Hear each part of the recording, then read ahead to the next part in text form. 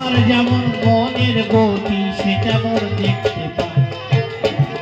দেখেন এক জায়গায় নামযজ্ঞ হচ্ছে, হরে কৃষ্ণ নাম 32 প্রহর হবে, মানে 4 দিন 4 রাত। একজন গেছে 32 প্রহর নাম শুনবে, নামের সঙ্গে ওর কোনো কথা নেই, ওর কাজ হলো আনন্দ বাজার। যতক্ষণ আগুন না নিভায়, মানে আনন্দ বাজারে উনুনের আগুন না নিভায়, ততক্ষণ ওর নাম আছে। এইবার যেদিন নাম শেষ, ও ভাবলো দেখি আর একটা খাওয়া পাওয়া যায় নাকি, বাসিটা আছে নাকি, তুই স্নান করে আসি। তুই স্নান করে গামছাটা শুকানোর জন্য দিল একটা ঘেরাল পানি, গিয়ে দেখে যে না আছে প্রসাদ, গজ ধরে বললো যাও আমার একটু দাও। ওই প্রসাদ ওইদিকে খাচ্ছে, ওদিকে ওর গামছা একজন নিয়ে চলে গেছে। ওই প্রসাদ পেয়ে ও গামছা নেবে, এসে দেখে গামছা নেই। হায় হায় রে, 120 টাকা দিয়ে কিনলাম বাংলার গামছা, এদিক ওদিক একটু ঘোরাফেরা করে আর কি কেউ দেয়? সে নিয়ে চলে গেছে তার আঙ্গিনায়, এ বাড়ি ফিরে গেছে। চিন্তা করতেছে আমি যদি কারো গামছা কিংবা জুতো চুরি করি, টাকা আমি উসুল করতে পারবো, কিন্তু যদি ধরা পড়ি, মায়ের গুতো আছে আর বদনাম, দরকার নেই।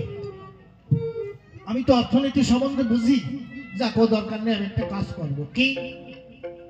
আমি আমার পয়সা সঞ্চয় করবো। কি করে? আমি দাড়ি কাটবো না, আমি তো সপ্তাহে 2 বার দাড়ি কাটি, একবার দাড়ি কাটলে 25 টাকা নেয় খৌর কাপ, তা আমি 2 বার যদি না কাটি 50-60 টাকা বেঁচে যাবে, 50 টাকা ধরা যাবে। আমার গামছার দাম কত? 100 কোটি টাকা, আমার তো 1 মাসে উঠে যাবে। যাক, আমার চুরি করার দরকার নাই।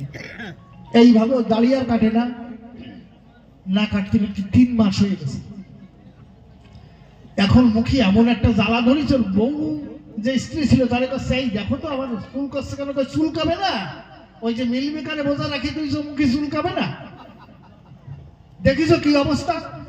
এখনো ভাবলো দেখি আমি তো আয়নার সামনে যাই, আয়নার সামনে যাই কাঁপে উঠেছি, ওরে বাবা এই যে আমি, ইয়ে কি ব্যাপার, দাড়ি বেশ 2-3 ইঞ্চি হয়ে গেছে। কিন্তু মুশকিল করলো না, আমি আজই খৌরকারের কাছে যাবো। এইবার যাচ্ছে গড়হাট বাড়ি, খৌরকারের কাছে যাচ্ছে বিকাল বেলায়, সকালে আর টাইম পায় না। এখন সেদিন ছিল বৃহস্পতিবার, আমি সত্য কথা বলি সবার পর, আগের দিন বুধবার একটা মহোৎসব ছিল, অধিবাস ছিল, বৃহস্পতিবার মহোৎসব ছেড়ে একজন মতুয়ার গোসাই আসছে।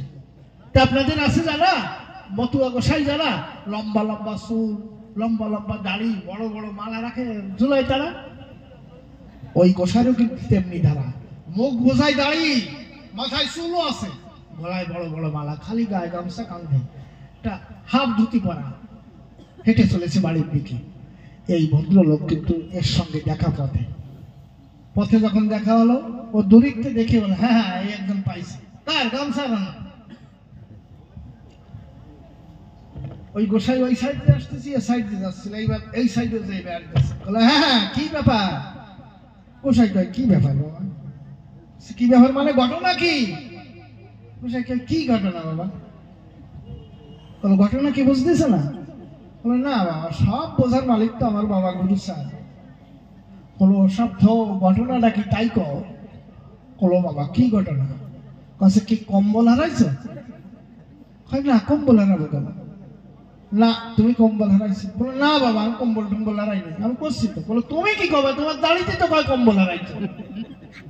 বলো কি কম? বলো এই দেখো আমার এই দাড়ি এই 2 আঙুল হইছে, এই গামছা হারাই এইটুকু হয়েছে, আর তোমার যে দাড়ি তুমি কম্বল না হারাই ছাড়ো। মানে যাহার যেমন কায়দা সে তো সেই রকম কবে। যাক চলে বেশি বলে নাই প্রয়োজন, আমার মতো ভাব আমি করি সম্ভব, বিদ্যুৎ আমার নাম বলি সবার পর, তাই তো ভক্ত ভক্তার পদে নমস্কার। আমারে আশিস করবেন সর্বজন, সকলের চরণে আমার নমন। এইভাবে বলতে